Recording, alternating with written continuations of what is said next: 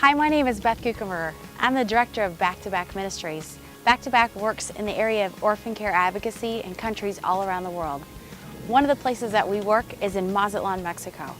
There's a little boy that I want to tell you a story about who lives in Mazatlan. His name is Tonponio. Tonponio started his life as a child of a single parent.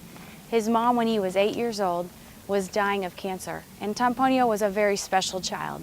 Because of some birth defects that he experienced, he never went to school and struggled with basic activities like even staying dressed throughout the day. He had multiple epileptic seizures on a regular basis, and his mom, knowing at the end of her life there was no one in her family that would ever be able to take care of Tonponio, confided in a neighbor in her last week of life, "It is so painful for me to think about what might happen to him after I die, how he might try to fend for himself. There's no one to take care of him, and he doesn't even know how to feed himself. I think I'm going to just take him to heaven with me." The neighbor, appalled at such an idea, called the social services, who then contacted a children's home that we work with there in Mazatlan. That staff of that children's home lovingly went to Tonponio's home and explained to that mother who was on her deathbed how they have a place specially for kids like Tonponio, kids who struggle in school and who have special needs of all kinds, physical and otherwise. They told them that they had a staff that would help Tonponio with all the basic daily activities of life, that they would help him have therapy and be able to go to school, and that most importantly, they would love him and tell him about the love of Jesus. That mother, really realizing she had not many more days left, asked if they would take him with her that day. She said tearful goodbye to her son and then went to be with Jesus just a day later.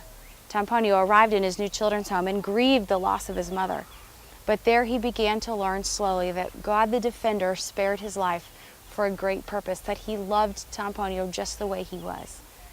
He began to receive educational services and therapy and go and get medicine that he needed. And today at age 15, Tonponio is a well-adjusted boy who enjoys school very much. And he understands in a way that is unique to him and his life experience that God loves him and has a great purpose for his life that spans from the minute he was born to all of eternity. Families, if you're having the chance to watch this together, I would ask you to consider, what would you do if you were the neighbor that a mother like Tonponio confided in? How would you pray, and where would you go, and what would you do? And if you had the opportunity to be alone with Tonponio and tell him about why God, the Defender, spared him in his life, what would you say to him? For what purpose was Tonponio created? For more stories like Tonponio's from some of the other countries around the world, and more stories and more questions to consider as a family, why don't you look for the next release in the Storyweaver series?